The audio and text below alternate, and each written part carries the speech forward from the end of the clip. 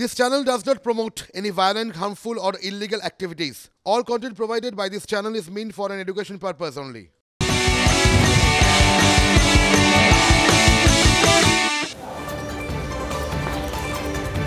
নমস্কার morning super prime টাইমে এখন সময় নিউজ এক্সপ্রেস at 9 এর আজ সারাদিন বেশ কয়েকটি গুরুত্বপূর্ণ খবরের দিকে নজর থাকবে সেই সমস্ত খবরে নজর রাখবো আমি মিমি আর আমার সঙ্গে রয়েছে কোয়েল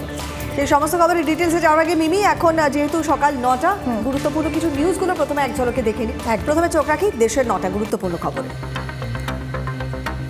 সুপ্রিম কোর্টে রাজ্যের স্বস্তি সংসদের স্বাধিকার রক্ষা কমিটির তলবে স্থগিতাদেশ চাকরিদের সুকান্ত সঙ্গে পুলিশের দুর্ব্যবহারের অভিযোগ মুখ্য সচিব ডিজি সহ 5 আমলাকে তলব প্রিভিলেজ কমিটির আপাতত হাজিরা নয় সব পক্ষকে নোটিশ প্রধান বিচারপতির বেঞ্চে 4 সপ্তাহের মধ্যে জবাব তলব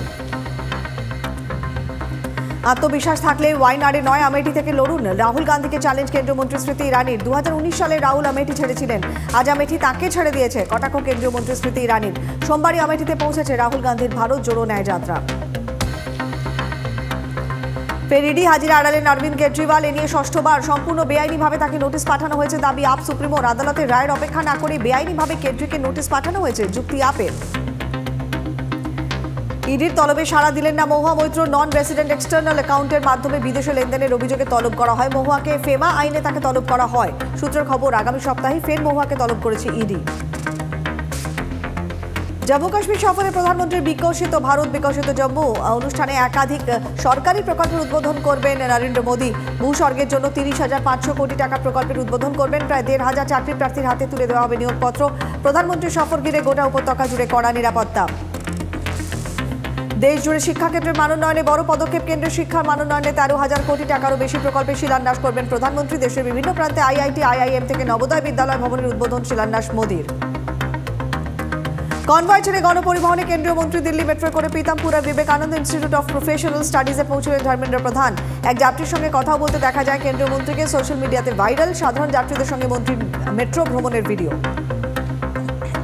তাই না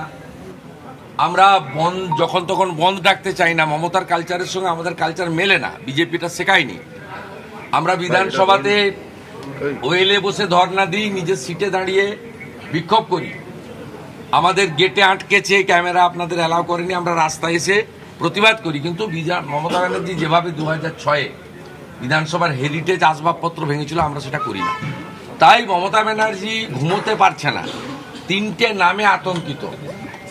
প্রধানমন্ত্রী নরেন্দ্র মোদীজির নামে কেন্দ্রীয় স্বরাষ্ট্রমন্ত্রী অমিত শাহজির নামে অ্যাজ এ হোল বিজেপি শব্দের নামে আতঙ্কিত ভীত সন্ত্রস্ত গতকাল রিপাবলিক বাংলার সাংবাদিক সন্তু পানকে যেভাবে অ্যারেস্ট করা হয়েছে এবং সারা রাত তাকে খেতে দেওয়া হয়নি তার সঙ্গে ঠিকঠাক ব্যবহার করা হয়নি কি বলবেন কিছু বলবো না আপনাকে বলি ভাইপোকে আমি সমর্থন করি না চণ্ডীপুরে একটা ছেলে চড় মেরেছিল আমি সমর্থন করি না এটা পরিষ্কার বলতে চাই কিন্তু সেই ছেলেকে রহস্যজনকভাবে বাচ্চা ছেলেকে মরতে হয়েছে এবং তার মাকে পরিবারকে আমরা সাহায্য করতে চেয়েছিলাম তখন ওখানকার পূর্ব মেদিনীপুরের পুলিশের লোকেরা ওর মাকে ভয় দেখিয়ে হোক কোনো কিছুর বিনিময়ে হোক পরিবারকে ম্যানেজ করে সন্টু পানের অপরাধ হচ্ছে সিজিও কমপ্লেক্সে এই রাজ্যের যুবরাজ এই রাজ্যের যিনি মালকিন মমতা ব্যানার্জি তার যিনি স্বঘোষিত উত্তরাধিকারী তাকে প্রশ্ন করেছিল তাই বেছে বেছে সন্টু পানকেই হেনস্থা এবং গ্রেপ্তার গোটা ভারতবর্ষ ছিছি করছে আমরা কালো ব্যাজ লাগিয়েছি আপনাদেরও যাদের মেরুদণ্ডটা এখনো ঠিকঠাক আছে আমি আশা করব আজকে ব্ল্যাক ডে পালন করুন আমি আপনাদের মাধ্যমে এই রাজ্যের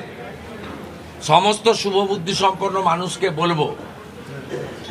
আপনারা আপনাদের ইচ্ছে মতো আজকে ব্ল্যাক ডে অবজার্ভ করুন আমি লিডার অব অপোজিশন হিসেবে আপিল করছি ক্লাব সোসাইটি এনজিও রিপোর্টার সবাইকে আর এই যে প্রেস ক্লাব আছে এদের কাছে কিছু আশা না করাই ভালো এরা গত নির্বাচনে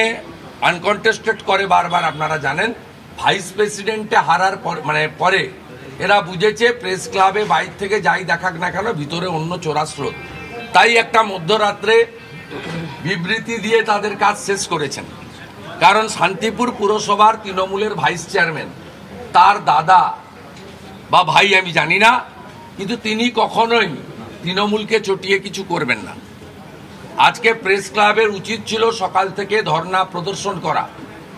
নবান্ন অভিযান করা, মুখ্যমন্ত্রীর কাছে দেখা করতে চাওয়া, টাইম চাওয়া, ডিজিপির কাছে আবেদন করা যে কর্তব্যরত অবস্থায় সাংবাদিককে গ্রেফতার করা হয়েছে। এটা নতুন নয়। আমাদের এই রাজ্যে বহুল প্রচারিত অনেকগুলো চ্যানেলের সাংবাদিককে, এডিটরকে কলকাতা ছেড়ে মুম্বাইতে 19 দিন লুকিয়ে থাকতে হয়েছে। আমি নাম বলতে চাই না। ইউটিউবারদের কি অবস্থা করেছে, শফিকুল সাহেব থেকে, সন্ময়দা থেকে, ভাই শুদ্ধশীল থেকে, মানবকে কিভাবে